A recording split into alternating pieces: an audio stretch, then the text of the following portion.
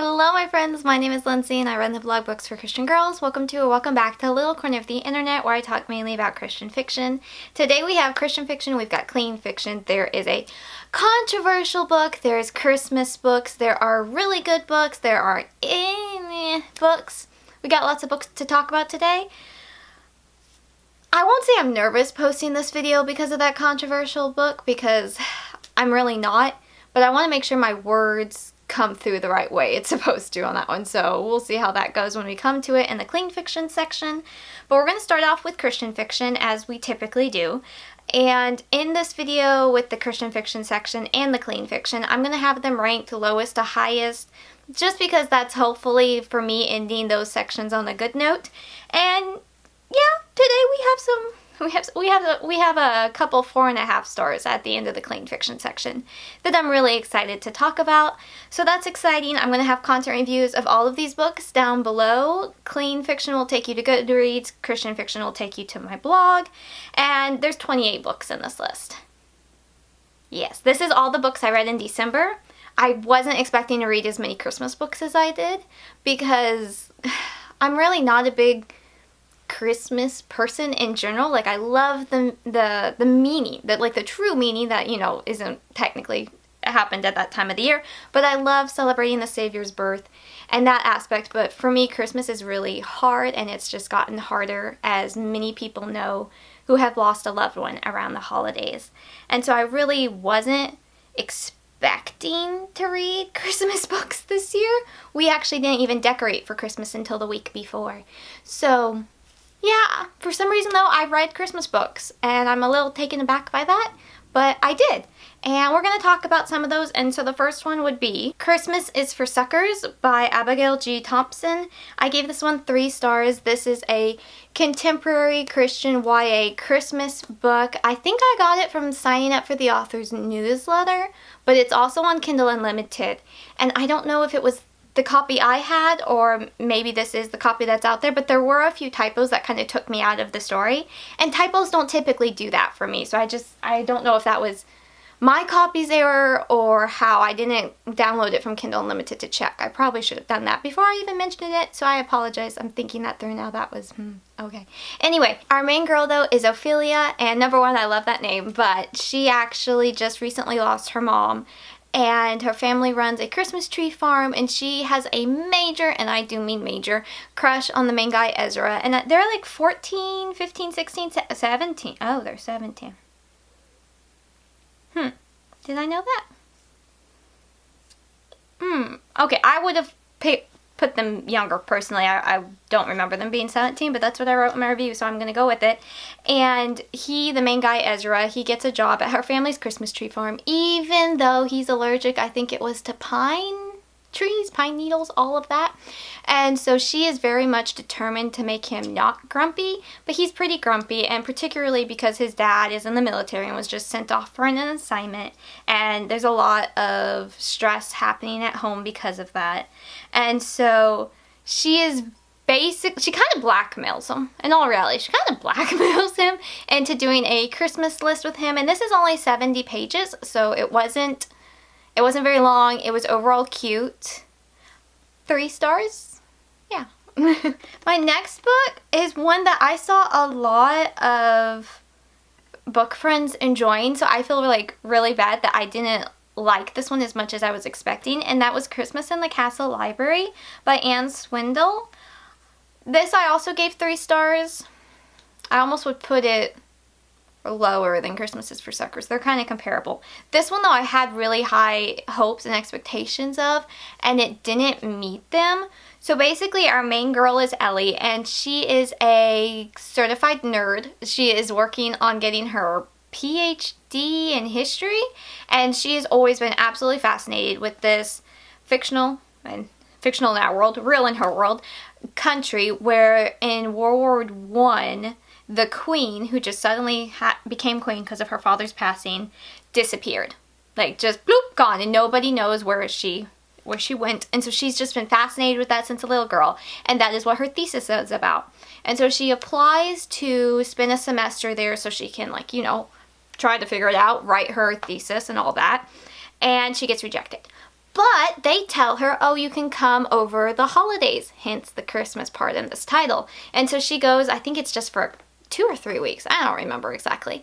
And so she goes there, and there's a handsome young man in the library. And you know where this is going to go. But let me just add, the social media of the prince and the queen is very locked down. Only the king's face is really known. This is a very private country, even more so after the disappearance of the queen a few generations back. And so she doesn't know what the prince looks like. We all know. We all know. And of course with Ellie, Lord love this girl, because I wanted to bop her over the head. She has a lot of comparison. I don't want to say issues or problems, but those are the words that come to mind, and I don't feel like that's kind to say, and I don't mean to say it meanly. Obviously, I never want to say anything meanly on that. And she had a lot of moments, though, where she is constantly comparing herself to others around her, whether that be her younger sister, who's probably going to be engaged soon, or a friend, or co-workers, and you know, that kind of field comparison, not only in her field but in her real life. And so she does that a lot.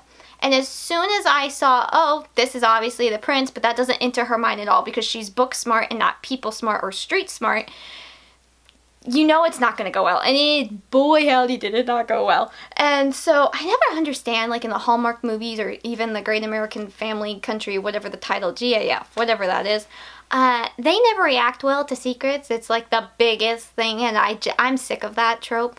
I'm really sick of that trope, so that did not endear this book to me. But Ellie also had a lot of comments about her weight and her insecurity in that, and I don't personally like reading that. I think that's, I can't think of the exact way I want to word it, but it's a very personal thing. And whenever I see a book character that really struggles with that, it's always harped on a lot. And it definitely was in this book. I feel like this book could have been at least 100 pages shorter because it really did drag a lot. And we had a lot of rehashing and recapping. And also there was a few moments where she says something to someone and explains things, but that person was with her when that was discovered. And I don't know, I thought that was kind of strange. In a way, this does seem like it's going to be book 1 in a series, which I thought was interesting because typically you don't see a normal non-Christmas related series start out with a Christmas book. There might be like a Christmas bonus novella or something. So that's just like me and my marketing brain. I thought that was interesting. But yes, I really did grow tired of Ellie's like woe is me and comparison, and that really brought the book down for me a lot. And then so I was just really reading for the mystery of the queen and what happened to her, but I figured it out way before Ellie, but I figured it out, and then it all happened. I was like, well, okay, that was that. I mean, it wasn't bad. The faith content was a huge part of the book, and that was great to see because I'm always concerned that when we have a low self-esteem main girl, the main guy is just gonna, like, you know, be the savior trope mentality. And I was pleasantly surprised that wasn't the case in this book, so that this book does get bonus points in my eyes for that, because there was a major emphasis on the faith content and her trying to come back to the Lord because she's always thought she was too busy, but she really wasn't. That was just an excuse. And that whole element was very well done, and I would say that was easily 50% of the book was the faith content. But we do have a lot of rehashing, which again I understand to a degree because sometimes it takes a lot of knocking it into our hard heads to get the truth, you know, and I think that was definitely the case with Ellie. I think though for like teen girls, because of her lack of confidence and thinking about her flaws so much, I wouldn't personally recommend this for probably 15 down, maybe 16 and up maybe, just because if the teen reader wasn't already aware of those particular things about themselves, I feel like this book could highlight that because it's talked about so much. Hopefully that made sense. That made sense in my brain. Hopefully that made sense to other people's brains. It was cute with the faith content. It was pretty clean, but I don't know. Those who have those insecurities and struggles that are older teens, y'all might really appreciate and find,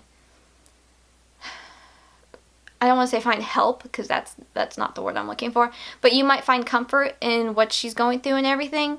But if you're not aware of that kind of thing, I would probably avoid this book. It wasn't bad. I feel like I keep saying that. It wasn't bad. It wasn't what I was hoping it would be. And it kind of rushed there at the end too, if I had to add one more thing. So that's that for that book. So my last book of the year, I squeezed in finishing Three Dog Night by Johnnie Alexander. I have read The Cryptographer's Dilemma by this author, and I really was impressed with that one. This one I gave 3 stars. This is a cozy mystery. This is part of the Mysteries of the Cobble Hill Farms series, technically book 4. And I have to say, I'm not super interested in the whole like King Arthur and his knights kind of thing. So if you like that, this might be right up your alley. That's never intrigued me. I don't know why. But this book really had to do with that, with Harriet, our main girl, who is a vet who inherited her grandfather's veterinary clinic in Yorkshire, England. So she's moved there and like trying to figure things out. And in this book, she deals with homesickness. And she's just trying to figure out, was this a mistake moving here and just like uprooting her life and moving to a country she really didn't know too much about besides what she'd been told from family members. And also in this book, she goes to like a antiques roadshow kind of thing, if you will. And one of the main ladies who is running that is attacked. And she basically has a type of amnesia, I think it was. Yes, no memory of how she got there. And she claims to be confronted by a medieval knight from a local legend. And that kind of just sets Harriet and the handsome young pastor, who is now her friend, off on a search for what really happened. It's a cozy mystery. I read it in a couple sittings. I don't really have too much to say about it. It was 3 stars. It was clean. I don't really have anything else to say about this book. So we're going to move on to the Christmas book, which I actually read prior to that one. This is technically book 7, but you can read them out of order. Typically with the Guidepost Mysteries, there's no problem with doing that. There's a few exceptions, but typically they're fine. And so this is the Christmas Camel Caper. Christmas Camel Caper. Okay, I think I got that. By Jane Willan. I gave this one 3.5 stars. This is set during Christmas time, so I wanted to read it in the month of December. And again, it's about Harriet. The whole series follows Harriet. And when she is taking care of the camel with the nativity that her church is doing, the special tree topper sapphire encrusted jeweled star is stolen from the church. And that's basically the premise of this one. I did like this one a little bit more. I like sparkly jewels and gemstones, so that's probably why. It's probably why. Okay, my last Christmas book for the Christian fiction genre would be Hear the Falling Snow by Storm Stultz. This one, I had to give this one a 3.5 because there was a few scenes that were a little too kissy. Just make-out sessions for my taste, so like 3.5 personally, but I don't think I'd really recommend it for teen readers. I wanted to give it a higher rating, but because of those kissing sessions, I didn't. And so basically this is about, oh, her name just went out of my brain. Adeline. And we're going to look up how to pronounce her name, because I should know how to pronounce this name and I don't. I feel like I'm still going to pronounce it wrong, but I'm just going to try. So Adelaide is 39 years old, and her sisters, after she was the caretaker for her mom when her mom was sick with cancer, their mom was sick with cancer, and has recently passed, and now the Christmas season is upon them, and it's hard. It is hard, and her sisters basically spring an idea on her about sending her to a castle. I think it was in Kentucky, a castle in Kentucky for a baking retreat. And so as a baker, she's really excited, like kind of like, okay, sure. And I think the thing with this book is it was so multifaceted, because you have her grief, you've got the probably going to be single forever element, and then handsome young man coming in, and with him, Luke was pretty good. I really liked Luke. Luke has felt called to be a missionary for years, but due to family things and his dad getting sick, he's pushed it off, and now he is finally getting that confirmation that he's going to go to Turkey.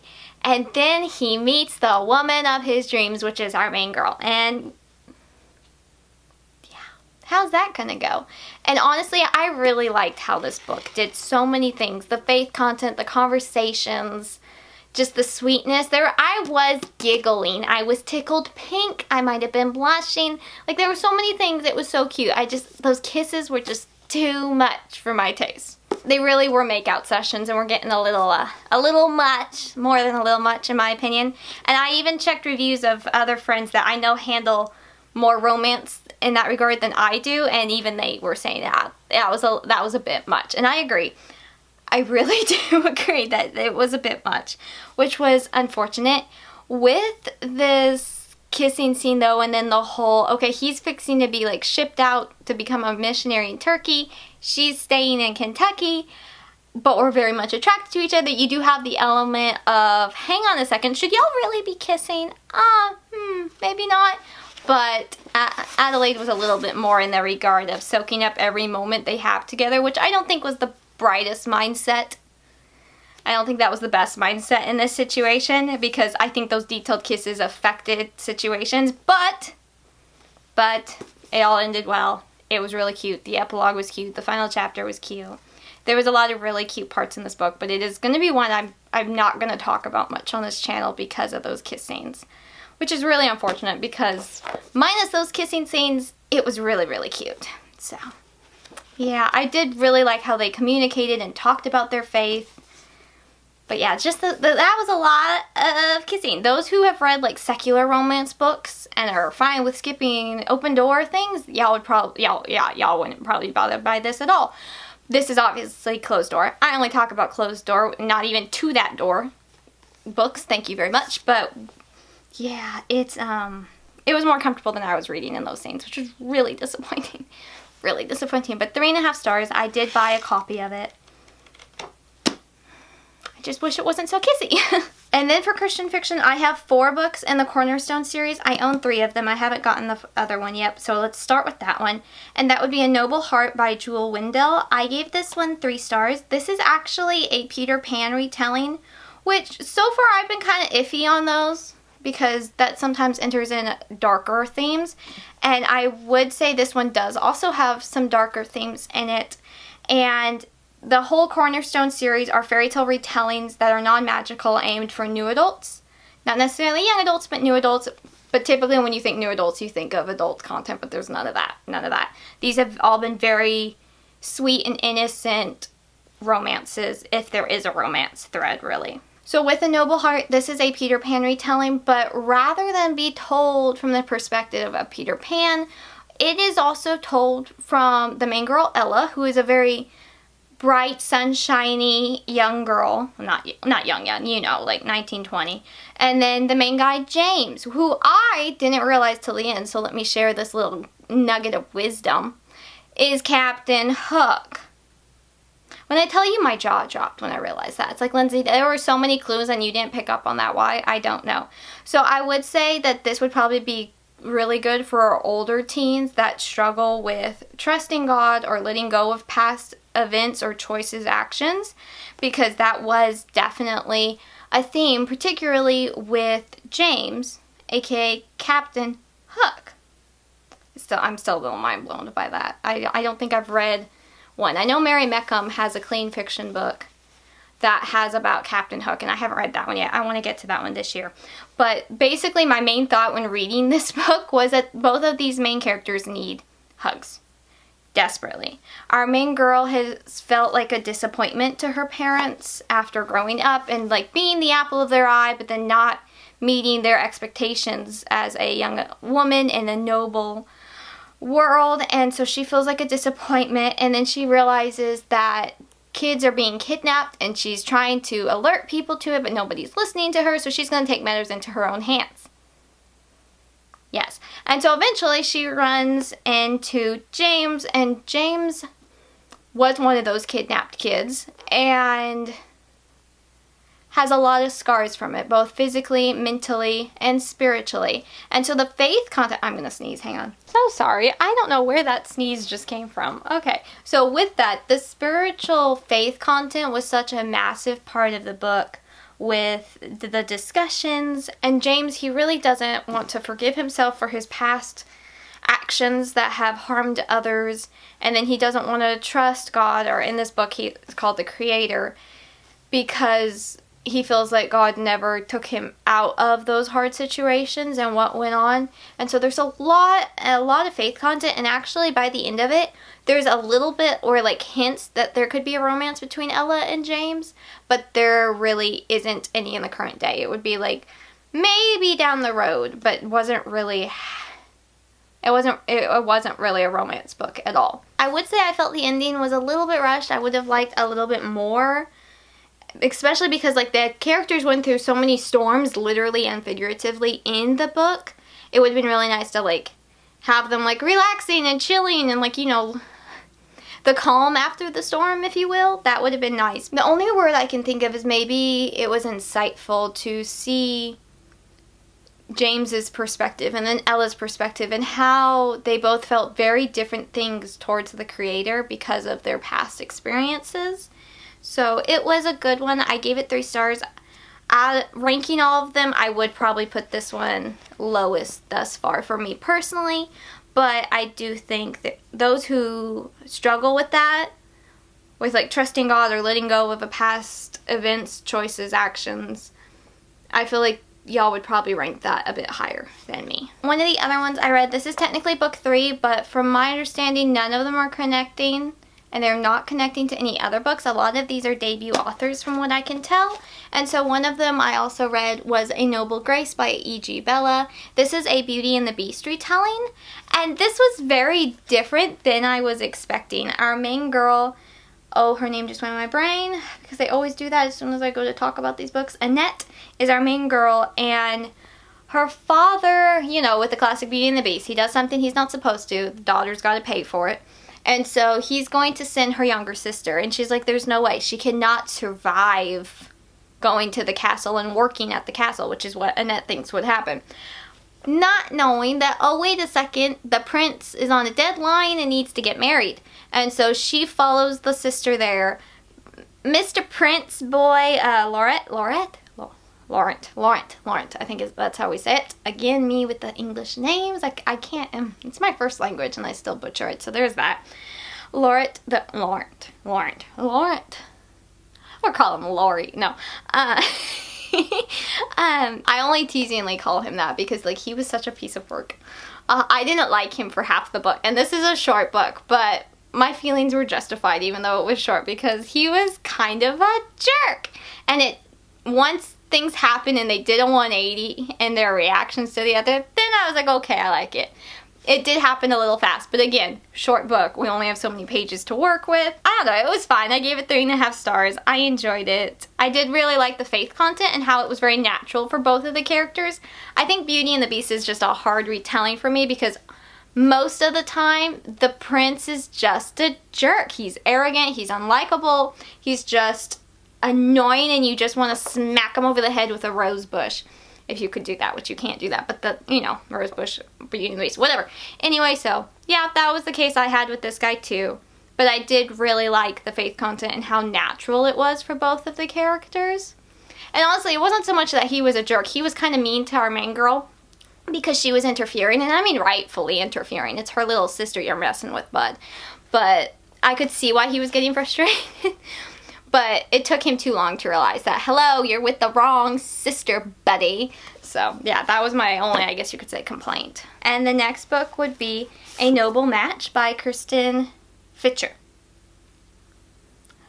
I'm being confident, and that's probably not right to be confident in that. But this is a Thumbelina retelling. Minette was exactly what I expect for a Thumbelina character. Very petite, but very sweet and kind.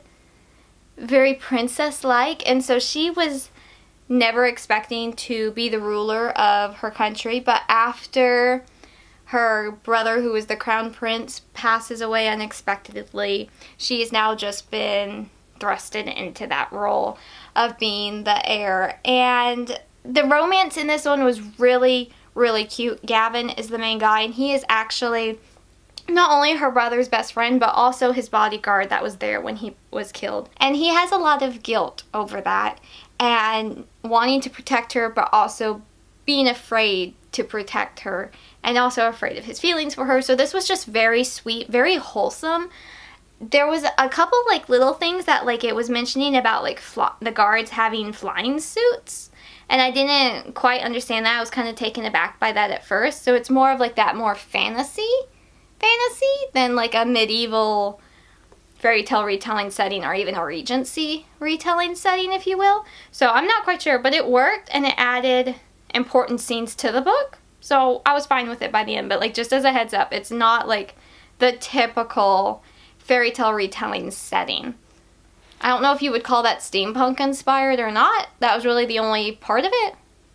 But it was fun. This whole series is also non-magical, which is a nice change. And I gave this one 4 stars. Forgot to mention that. The next book I have for this series, which is my last one for the Christian fiction genre, is going to be, I just lost it, A Noble Purpose by Laurie Lucking. This was adorable. This is a Hans who made the Princess Laugh retelling, which I had never read one of those before. I wasn't familiar with it at all, but it's a very humorous fairy tale. It's not weird or gruesome or disgusting or icky like so many, well, the majority of fairy tales. It was actually a really cute one.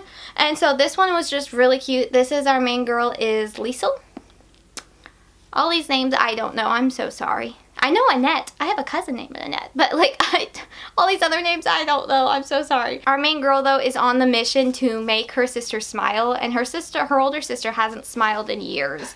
And she's determined that if she finds the one bodyguard that was sent off that for like he wasn't a very good, like it wasn't even that he wasn't a good bodyguard. He was klutzy and clumsy, and so the king sent him off. But he could make her sister smile. So she goes on the mission with her own grumpy guard, and of course things happen and it's great. And to go find this guard guy that made her sister laugh. And so she does. And it was very, very, very cute, very adorable. So fun. I'm going to have to see if I can find more of this retelling in the clean fiction market because it was really cute. So yeah, 4 stars. I would say this is my favorite of the series so far because it was really cute. I really loved how she was just so determined to make her sister happy, and that was really precious to see. So that was the Christian fiction section. And now we're going to start the clean fiction section off. Go before my words, Lord Jesus. Okay, here we go. We're going to start it off with a controversial book, but I feel like my opinions will be popular for the audience that watches my videos. It's going to be unpopular in other realms, but I think it will be fine here. But let's just first go with the title, and then I'm going to give some little warnings, and we're going to discuss this book for hopefully no more than like 7 minutes. I don't want to spend too much more time of my life on this book. And that is Unraveled by Shannon Messenger. Yes, that book. Okay, so let's first talk about what this book is. This is book 9.5. Yes, the author did that, of the Keeper of the Lost Cities series.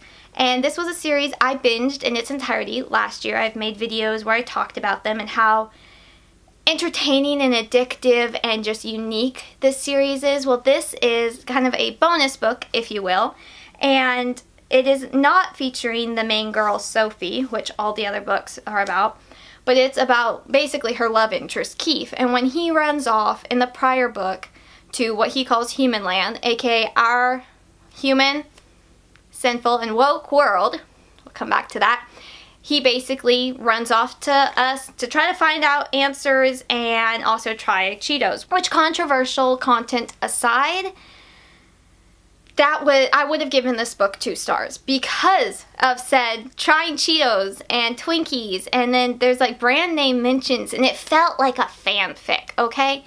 So that's the main gist of the story, is that right there. He's trying to find out answers. He's talking big about ending his mom, because if you read the series, you know his mom is horrific. His dad's not much better. Well, his dad's not really better. I guess it would be the better way to put that. And that's the gist of the book. Now, the content that everyone's talking about with this series is that the author in this book included 2 mentions of LGBT couples and then another scene where Keith and another character is talking about that. And I just want to point out real quick that if you are watching my videos, this video, any of my videos, I am a Christ follower. And if you are not, if you do not profess to be a follower of Jesus Christ, you're going to have very differing opinions than me on what I think is okay in content and what you think is okay in content, because of not only our morals and values and our viewpoints, but experiences and that kind of thing.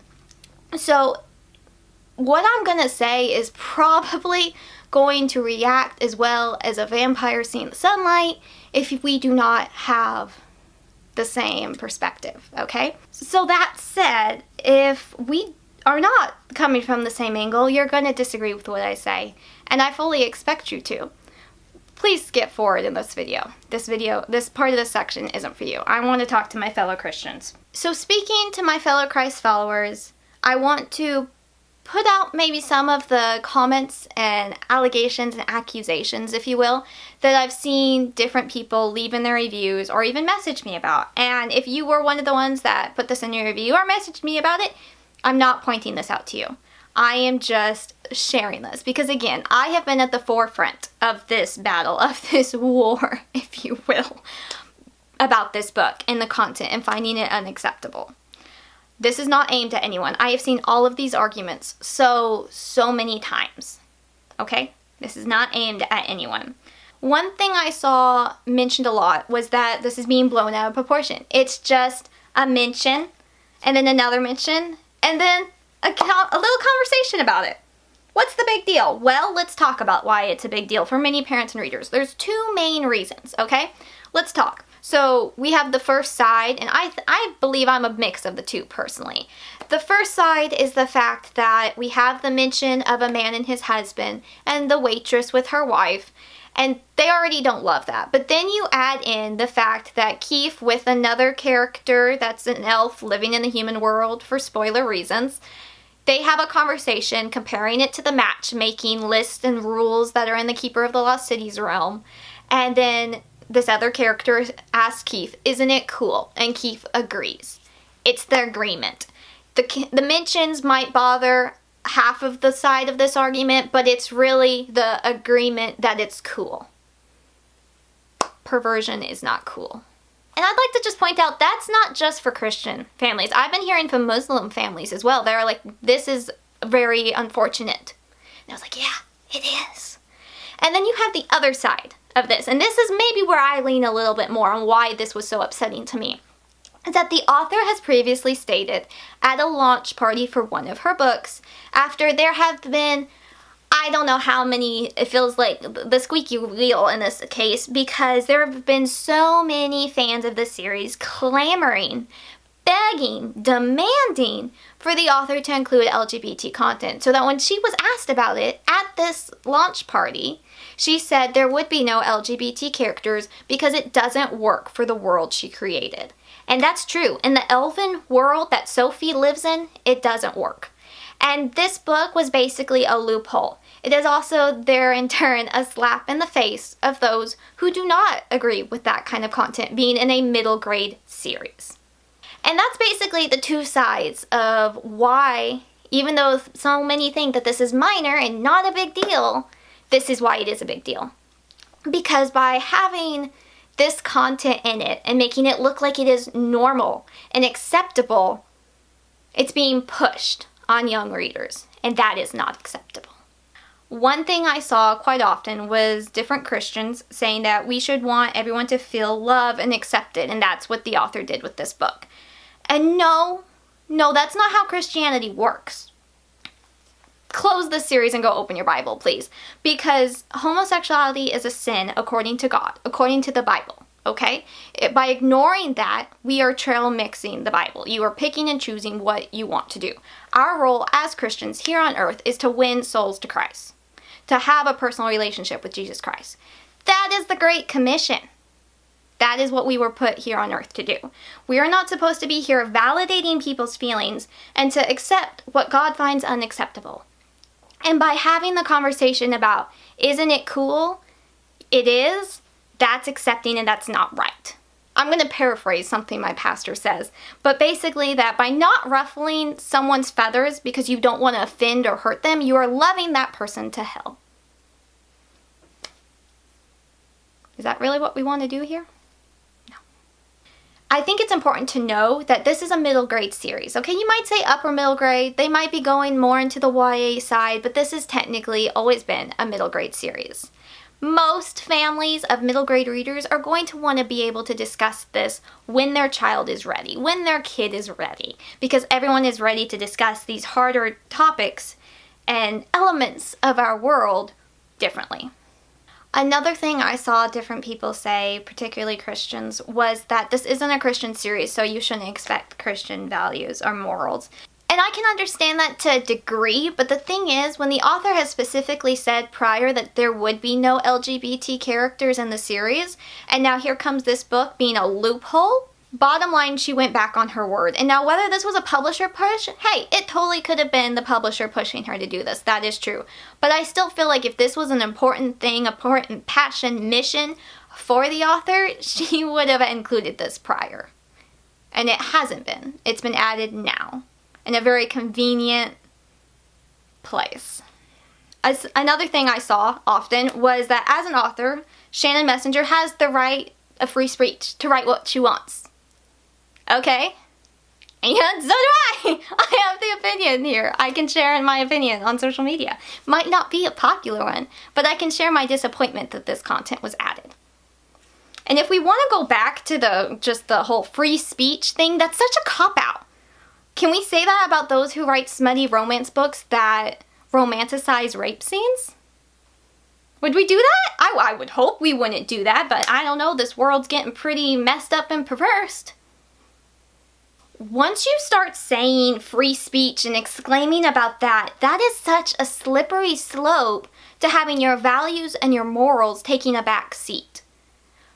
You can write whatever you want. Sure, you can do that. But you shouldn't hide behind the free speech mentality. You should own up to your values or lack thereof. Is it God first or country first in your eyes? Because when you say free speech, that's putting free speech above morals and values. And for me personally, I am going to be more loyal to my creator than the land I was born in. And maybe that's another unpopular opinion. And as a final note about this kind of comments that I've been seeing on social media was different parents saying they're still going to read it. They're going to use it as a teaching moment, which do whatever you're going to do. You know your kids. It can be a teaching moment. But it also should be noted that this is being pushed and pushed and pushed until it is deemed acceptable and normal, socially acceptable for kids to read about. That doesn't quite align with Philippians 4:8 now, does it? Just some food for thought there. As Christians, we need to rise up against things that we should not become desensitized to. Sin. Sin is one of those things we should not be desensitized to. I struggle with that word, but you know what I mean. That's something we need to stand up for. We need to stand against in this kind of content. So those that don't agree with that content either, but they're just going to cover it up or get it from the library, that is still supporting the author. That is still supporting the publisher and saying, oh, we don't like this, I've left a review, but we spent money. There's a thing called voting with your dollar. And I know that's also kind of a slippery slope, if you will, because you're like, okay, I'm going to cut out all those that don't, all the companies and products that don't align with my Christian values. Well, you're on Facebook. Oh, well, you have a whatever brand phone. That's hard. But when you can make a stand with a group and raise a respectful ruckus, I think you should join part of that. So this is just some food for thought. I have so many more thoughts on it all, on all of these elements and more. This was literally like the week this came out was my life. That was my life, was handling all of this and all the comments and messages. And I want to thank those who agreed and showed their support and raised that respectful ruckus, because I think our voices were heard, and I'm incredibly proud of those who stood up for Christian values. Okay, now that we got that out of the way, elephant in the room out of the way, I don't think I just eliminated people who usually watch my videos. We'll see if trolls find my account. That would be nothing new, but yeah, that's that. I'm not looking forward to editing all that because I feel like I filmed every single part of that 18 times, so yay. Yay. Let's just put it here. Rude comments will be blocked and deleted. So don't waste your time or mine. Moving on into other clean fiction books, I found out about this one series and I was like, oh, I'll try it. It is the Hannah West series by Linda Johns. It is two-in-one editions. The first one, I just lost the title, is called Sleuth in Training, and that's got books 1 and 2 in the series. And then there's Hannah West Sleuth on the Trail, which is books 3 and 4. And I gave them both 2 stars.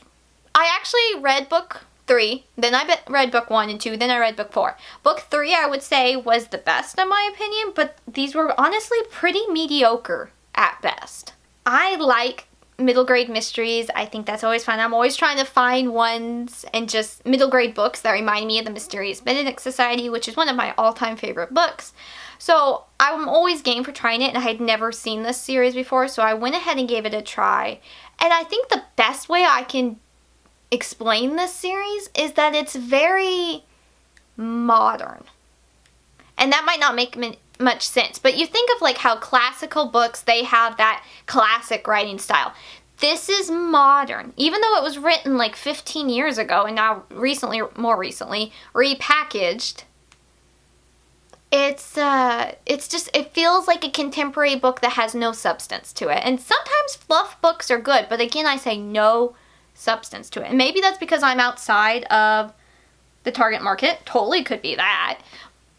But it's not a book I would recommend personally. They were decent, but not great. Basically, the main girl is Hannah, and she was adopted by a white woman from China, and they live in Seattle, and after her mom lost her job, they become professionally homeless, as Hannah calls it, or house sitters. So they basically spend 2 to 4 weeks at different places watching people's pets, plants, their house, and Hannah gets involved with mysteries. I don't think any of them had to do with murder, if I remember right. I've got my reviews and linked down below. But yeah, they weren't great. They weren't horrible, but they weren't great. Book 4 has an allusion to an LGBT couple. It could have been brothers. It didn't say they were a couple, but it was slightly suspicious and in a couple-like setting. So do with that what you will. They were what they were. I don't know what else to tell you. Okay, the next one I have is one in the Once Upon a Prince series, and that is somewhere... Oh, The Awakened Prince by Alora Carter. This is a Sleeping Beauty retelling. I talked about quite a few in the series in my last recent reads, and I would say this one was probably my least favorite if I had to rank them all. It was different than what I was expecting. I really typically like Sleeping Beauty retellings, but I didn't really care for the characters in this book, so that made a really big difference. Our main guy is Killigan, not Gilligan with a G, but Killigan with a K, and I'm pretty sure those rhyme, so I'm going to pronounce it almost the same way. He is the prince, and he's been betrothed to this one girl, but then he finds beautiful, mysterious young maiden in the Enchanted Forest that he's not supposed to be in, and he falls in love. Well, obviously we know that is our Sleeping Beauty character, but he doesn't know. So he's kind of like, and he honestly annoyed me for the majority of the book. I didn't really care for him. What else can I say about this book? I gave it 2 stars. That means it was okay in my eyes. That's what Goodreads puts it at. That's what I put it at. It was okay. I don't know. There was a few parts that I felt uncomfortable with because our main girl has basically been isolated, not basically, has been isolated with just her 3 fairy aunts, you know, as Sleeping Beauty is, in this forest. So she doesn't really know anything about, like, romance or relationships. So he's, like, explaining embraces and cuddling and kisses to her. And I was like, oh, okay, hang on a second here. She felt so young in those scenes that I was just like, It was a little concerning. So yeah, this was an unfortunate miss for me. Not really any major content to note. There was a lot of magic, and like fairies and curses and talking animals. Again, with the talking animals, I don't do well with talking animals. Like, unless it's like a human that's been cursed to be an animal and talk, I can look a little bit past that. I still don't love it, but I can look past that. But when it's a talking animal, and this was kind of a, I don't want to say it was like a spirit animal, because it wasn't. Definitely wasn't. But like, they are an old, ancient spirit. Well, I don't know how to explain it. I just didn't really care for it. So let's move on to the next book. The Caring and the Curse by Amanda Thompson. This was a retelling of Snow White and Rose Red. Let's make sure I get that right. And then Puss in Boots. Yes, that one. That's just not my favorite mix of retellings, personally. This was mainly a me thing. Again, it's the talking animal thing, I think, for me. I don't remember really anything about this book. What else was there? Looking at my review, it's a short book. He falls for her after only knowing her a couple days. And then, oh yeah, there was the comment that sometimes love can take years to build and other times only days. And whenever a book does that, to like do a nod to the short time the couple has known each other, I'm just like, okay. Because, yeah, okay, I see what you're doing here, author. But, oh, that's right, there's a curse in the kingdom that's making everybody like jerks. And so, her and her sister were the only ones that weren't affected. And then the crown prince got cursed into the form of the cat. It wasn't my thing. I would try another book by this author, and definitely from the series, because they're different authors. But yeah, this was a miss for me. Okay, our next one, moving into historical middle grades from the secular clean fiction market. That was Myrtle Means an Opportunity by Elizabeth C. Bunce. This is book 5, and I believe what is supposed to be the last Myrtle Hardcastle book. Our lighting shifted and hasn't gone back. I'm so sorry. We're just going to keep going with it. It is what it is.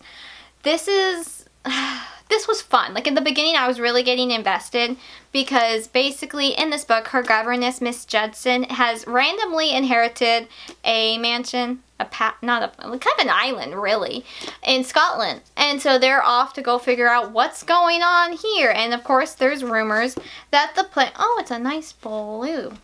Pretty. And of course there's rumors, me and my squirrel brain, there's of course rumors about the place being haunted and that kind of thing, but Myrtle does not believe in ghosts. Smart girl, unlike a girl in one of the last books I talked about last video. But I digress. So she doesn't believe in ghosts. There has to be a reasonable explanation for ghosts. There is, until the very end. And that's what made me drop my rating, there was like a scene at the end that kind of like alluded to a ghost being real, and I was just like, really? We had like the last page, y'all. I was not happy. I don't agree with that, especially not in the middle grade series. So that was disappointing. Kind of ended the series on a more sour note, which is unfortunate. Overall, the series was really fun. It's more one I would say for YA than the upper middle grade that it is, but it has been a very fun series because Myrtle is just such a unique girl who just wants to solve murders and just stumbles upon them and is determined to see justice prevail and the murderer caught. And I gotta appreciate her for that. I just didn't care for that final last couple of pages in this book, which was disappointing. My next book, I honestly would like to give like 2.75, but that sounds really like kind of obnoxious, Lindsay, I know. So we're going with a 3, and that is Enchanted Frost by Camille Peters. This is a retelling of The Little Match Girl, Jack Frost, and A Christmas Carol. And you definitely get elements from all of those. I had to look up The Little Match Girl, but the other two I was familiar with. And our main girl is Blanche, and after a fall from grace, and this kind of felt like a Victorian time period, which would make sense with the Christmas Carol nods, she is now selling matches. She's no longer the rich girl she was. Her parents kind of abandoned her as well. So life's not great, and it gets worse in the beginning of the book when she basically freezes to death. Yikes. And so she meets Jack Frost, who is kind of like the Grim Reaper for winter in this book, in the sense of if someone dies because of his snow, ice, blizzards, things he creates that have to do with winter, he has to go collect the souls, and then their age that they are add into his own age count how long he gets to live. So basically he's immortal. And I will say the author did really well writing the cold, wintry descriptions, because I had to grab a fuzzy blanket when I was reading this. Now, mind you, I am a Texas girl and I get cold easily. But regardless, the author did really well explaining the icy, frozen snow parts. I felt cold, so major props to the author for that. This book does have the very classic fantasy element of the main guy is hundreds of years older than our main girl because of magic and stuff. So you have that going on, which I didn't really love. I will say this book is very heavy in the descriptions, which was nice for like the snow and the ice. But there was a lot of telling what was happening instead of showing or having dialogue, so the book did feel slow to me personally. And then you have the angst of the whole situation, that basically he's unable to capture her soul, so he takes her with him to his little magical place. And then things are happening and spring is starting to come to his winter, so something's happening with his powers, and you have all that angst, and that about did me in. That about did me in. But it ended well. And that's one thing, is with Jack Frost retellings, I think this is like my third one now, every single one of them makes me anxious for how it's going to end. Like, is this going to end well? I have trust issues, which is fair. With the ones I've read, that's fair. It did start out really sad with the whole, our main character is freezing to death. Oh no. But it ended well. So there's that. I would still put it as a 3 for me though. Another one I read in the Christmas Chronicles multi-authored Christmas fairy tale retelling series lineup was The Lonely Eve, which was a Snow White and Rose Red retelling. And this was different. I wasn't really sure what the time period was, but it kind of felt Regency because like there's mentions of balls and lanterns, but almost a steampunk element of it. And I liked some parts of it, but I didn't realize at the beginning of the book that when she was describing something as magical, I just thought like it was like that childhood wonder of like looking at the stars, they're so magical. No, okay, it's actual magic. I didn't realize that until the end where it was actual magic, and all that was kind of lost on me. And it was one of the shorter books in this series that I read, so it did feel rushed. I don't know, I know book friends who enjoyed it, so I think it's just me. I was confused though, so yeah, that didn't help. I did like how it was set on Christmas Eve though, because I read it on Christmas Eve. So, yeah. 3 stars. I read a short little fairy tale retelling novella that was actually 1.5 in the series. I thought it was 0.5. So, which might explain why I was a little bit confused here and there. This I just gave 3 stars. It was 60 pages. Not really too much to report about. It's a cozy fantasy little novella that has to do with a baker and her family and that kind of thing. It's supposed to be cozy, which it was, but it also was supposed to be a Little Mermaid retelling, which I didn't quite get that, but I will continue on with the series at some point. Another fairy tale retelling, y'all, I've just been consuming those. I've just been reading a lot of those.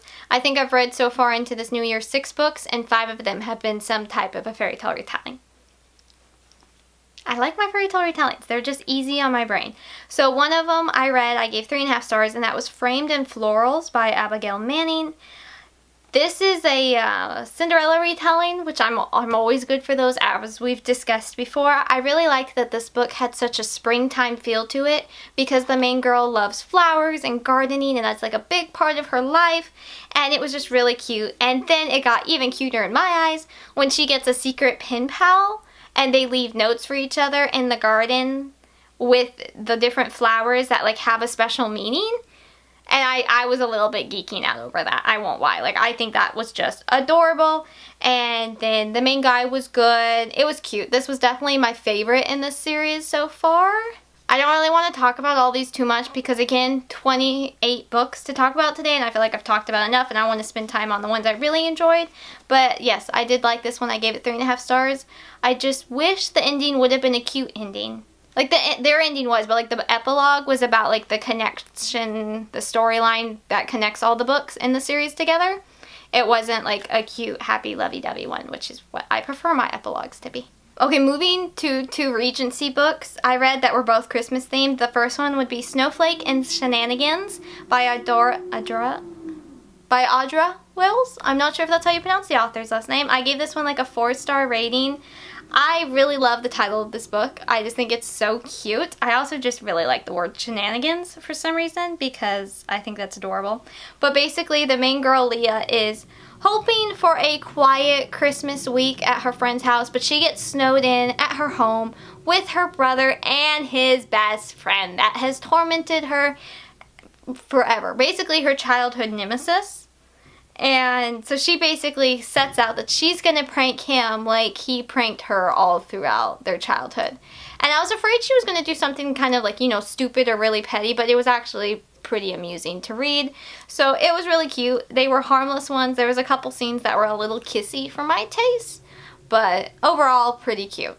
Pretty cute. I have other books I need to read by this author on my TBR. Another Christmas-themed Regency little novella I read was The Two Bells of Christmas by Joanna Barker.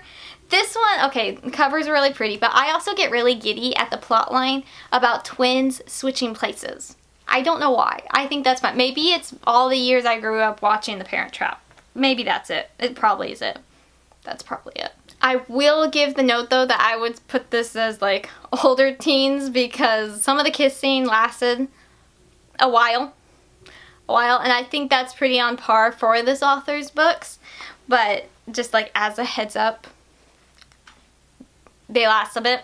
So I did think it was really cute elsewise because the main girl is very shy and quiet, but her twin sister has dragged her to this party over Christmas time, all because her crush, the guy she's infatuated, is going to be there, and it's at his family's house. So she's just determined to look good and get his attention. Well, that all just goes to ruins, as they say, when she gets sick and our very shy but spunky twin sister has to take her place. It was fun. I like that trope. It was cute. Kissy, but cute. Okay, you're gonna note this author because I'm gonna be saying her name a lot in the last half of this video. And I also read To Crack a Soldier. I struggle with that word, like most words, by Sarah Beran. This is part of the Shattered Tales multi-authored series. I've read one prior and I didn't love it because it's portal fantasy, but this one I wanted to try. Number one, because it's a Nutcracker retelling and I wanted to read it, being it was Christmas time. And then I have really enjoyed a lot of books by this author. And I have continued to enjoy a lot of books by this author. And we're going to talk about those coming up here. But this is a Nutcracker retelling, but in a different way, where our main guy is turned into the soldier. And it's only told in his perspective too, which gives it a different angle, if you will. And he gets roped into coming into our ballerinas world. This book is actually connected to another series by this author, and I didn't realize that, or I would have read those first and held off on this. But I am glad I read this because it was really cute, and I'm going to be reading those soon, very soon this year. I'm going to finish a couple fairytale series I'm in the middle of, and when I'm in the mood for like a not fairytale retellings I'm familiar with, I'm going to read that series because I'm really excited for it. But it's a musical magic, if you will. Like they use music for their magic, and I thought that was very interesting. And there's also a lot of puns. You've got the Grumpy Sunshine. It was just really, really, really cute. Really cute. So that was exciting. Going back to the Christmas Chronicles series, we have one book that shocked me left and right, and that was The Midnight Blizzard by Mary Mecham. I gave this one 4 stars. I had really high hopes for this book, like I have for all of this author's books, because of Assassin of Fire and Sacrifice, which I read more towards the beginning of 2024, and I really, really enjoyed that one. I was so amazed and shocked and pleasantly surprised by how much I enjoyed that one and just all the twists and turns of that plot. So I was really looking forward to this Cinderella retelling with the 12 Days of Christmas. And I actually totally forgot that was in this book, that like you could hunt for all 12 days. I totally forgot. So obviously I have to reread it come Christmas time again so I can try to find all of that. And I think I will enjoy it more because I won't be as anxious and stressed. I was pretty anxious and stressed reading this one because you also have the forbidden romance trope, and that's just stress inducing for me. I don't know why I read them. They make my heart alive. That's why they make me test my heart. Yeah, I don't need a stress test, no. I can read one of these. Yeah, there you go. That's it. Our main girl is Noelle Frost, though. Don't you love her name? It comes into play more ways than you know. And she is a major advocate for those with magical abilities in her kingdom and her country. And she basically gets roped into the bride competition for the prince to find a bride, but she happens to fall for his advisor, who is a magic user, who is not supposed to get married except to another magic user. You see the problem. So yeah, there was a lot of angst, there was a lot of stress, but how things worked out, if I could clap, my hands are full, but if I could clap as I nearly dropped my laptop, I would, because, wow. I'm still kind of flabbergasted thinking about how that book went down. It was very, very entertaining and enjoyable. Oh, and also, as a side note, with the Midnight Blizzard, it's not really Christmassy per se. It's very just like cold weather, snow, ice, that kind of thing. So you could definitely read it in January or February. If we get snow, I hope we don't get snow, but if we got snow here in my part of Texas, I might reread it then. Just for fun. Another one in that series that I really, really enjoyed was also by Sarah Beran, and that was The Silent Night. This is a Sleeping Beauty retelling. Again, Sleeping Beauty retellings are usually my thing, my cup of tea. I really like them. And this one was so fun because it's different than the typical one. Our main girl is Holly, and Holly has been asleep for a long time, but she wakes up for a few hours every night. And then one night when she is just walking around her castle, here comes our main guy, Dominic Claus. Haha. And all his puns. He had so many puns. I love a good pun. This author writes a good pun. It's great. And so he comes down the chimney to take different things. I won't say steal, but that's really what he was doing. He's there to take some different things so he can sell. So the town, the village, the area will be able to survive through the winter. And then he's horrified. Ah, ghost girl. But she's not a ghost. She's real. What are you doing in her castle? And it was just so much fun. So much fun. I'm fangirling. My cheeks hurt. This was so enjoyable. And also she's got her pet owls. And how that all worked out with Sleeping Beauty elements. It was great. It was great. Okay, so moving on into 3 other books I read by Sarah Beran, because I honestly binged her books because I was enjoying them so much. The first one would be Chords of Green and Gold. I gave this one a super solid 4 stars. This was so much fun. This is a mashup of The Frog Prince in Every Best Way and Rumpelstiltskin. And this is such a fun and cozy series, if you will. Like, it's cozy fantasy. There's not really like major stakes or suspenseful moments, but it was really fun. That one has a hidden identity, again with the music magic elements, the magical music elements, however you want to say that. It had that. There was the banter, the puns. They were friends first, and then a very light romance. It was adorable. Absolutely adorable. That's all I want to say. And then I read My Fair Mermaid by Sarah Beran. This is technically book 2 in the series. It's not as connected to book 1. Book 2 and 3 are more connected to the first book, but they mention events in the first book. So you should read them in order is what I'm telling you, basically. This is a Little Mermaid retelling mixed with My Fair Lady, or the Greek mythology story that's based off of, or something. I don't know. I knew My Little Mermaid. And I know My Fair Lady. That's it. Well, I really don't know My Fair Lady. I've probably seen it. I don't remember it. Anyway, this one is different from the typical Little Mermaid retelling, because the Little Mermaid that sees the human and wants to fall in love with the human and go up on land is our main girl's cousin. Mirabelle is kind of, bless her heart, a pushover, and that is for different reasons in her family circle. She's living with her uncle and his daughters, and the uncle is, of course, the king, and the sisters all just push her around. And so she basically gets roped into going into the surface with her cousin and gets basically manipulated, involved into the plan.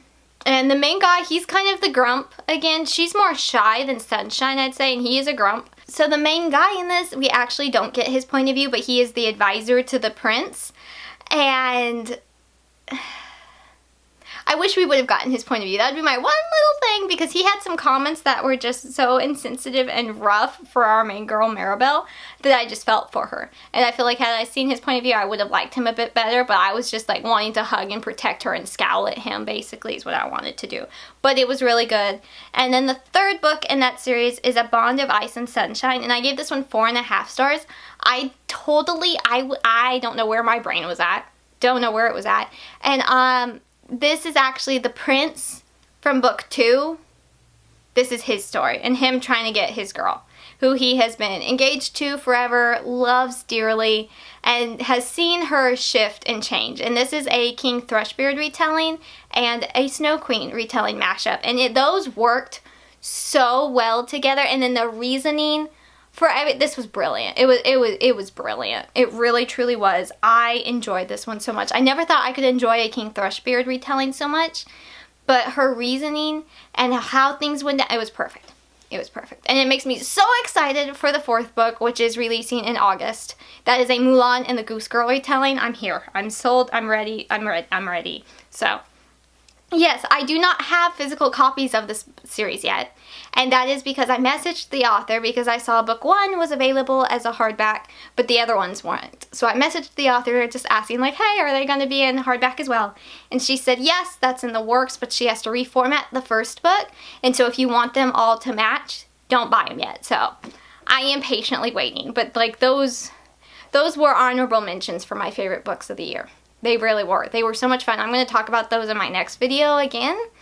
Because, again, so much fun, so enjoyable, just cute, simple, maybe reads, like 200 pages, but just so enjoyable. I was smiling, I was giddy, I love the puns. And in the 3rd book, when the main guy is that golden retriever puppy energy for the main girl, I'm sold! I'm sold. And just, he's smitten as all get out. Yes.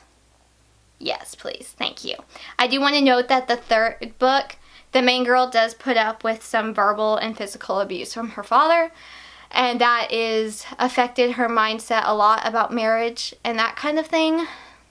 So that is part of the reason, but like that is also an element. So if you are sensitive to that, that might be hard for you to read. So just as a heads up, I really, really enjoyed the series, and I cannot wait to own them physically, and I cannot wait for the 4th book. And then we have my final book for this video. How long was this video? I feel like it was definitely over an hour. Was Melanie Sellier's newest book, and that is Legacy of Roses, which this cover, look at this cover. Focus on me. Focus on the cover. Look how beautiful. No, focus. Okay, my camera's being ornery. It's stunning. I have just like, when it came, I just stared at it. I'm not gonna lie. Like, I was just like, wow. It's beautiful. And it's thick too. I didn't realize how thick it was. Oh wow, this was so much fun. Okay, I have tried to practice explaining this series. Here's the thing though about this book, is it's not really a fairy tale retelling.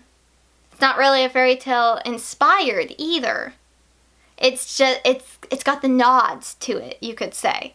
And so basically the premise for this series is that you have these different kingdoms, and all of them have the origin of one of the stories. So in this case, it's Beauty and the Beast.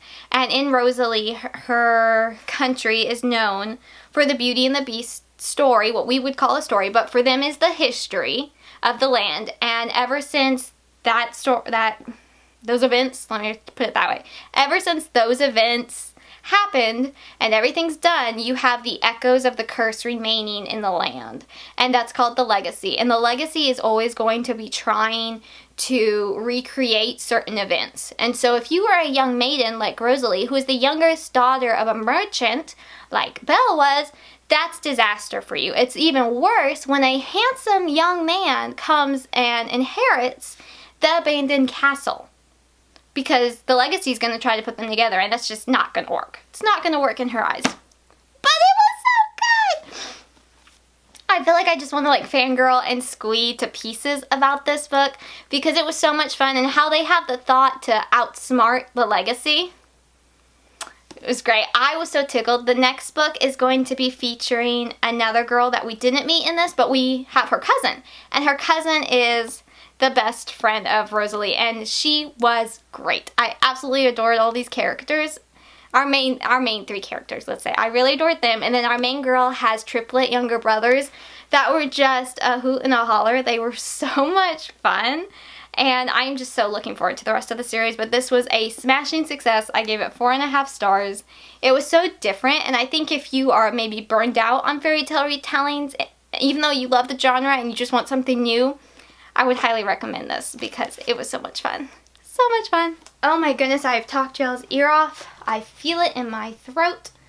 Let's real quick, as I gather up the books, which ones would I buy? Obviously, the Sarah Beran books I don't own. Definitely those.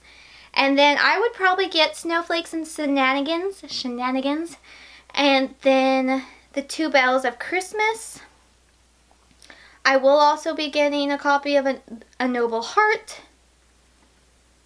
I think that's it. I bought the ones I really liked already, except for the Sarah Beran ones that I'm waiting on. But yeah, that was our pretty good stack for today. Here's our stack.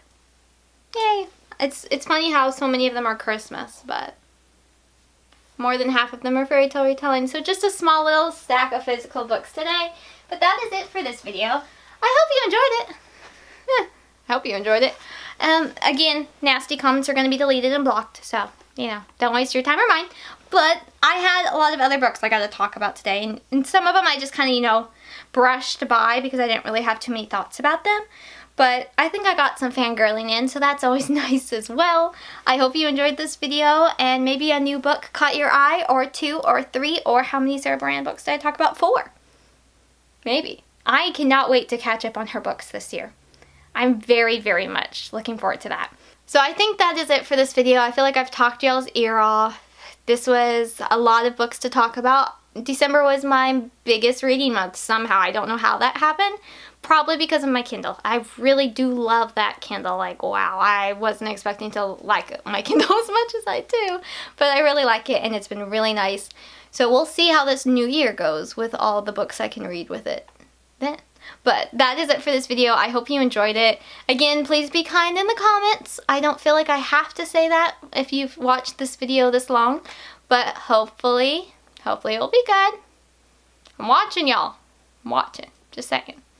And I will see y'all next time. My next video is going to be my favorite books of 2024. And y'all actually saw some honorable mentions and a favorite in this video, so I'll get to talk about those again, and I will see y'all there. But anyway, I'm Lindsay from the Blog Books for Christian Girls at blogspot.com, where there is a review twice a week, and then I'm also here on YouTube, and then I'm on Instagram on Books Reviews by Lindsay, and then also Books for Christian Girls, and then all the other social media sites, TikTok, Goodreads, Instagram, what else am I missing? Facebook, all of them. I'm basically on all of them. So I will see y'all here, there, and everywhere, and I hope you have an absolutely lovely rest of your day. Bye, y'all!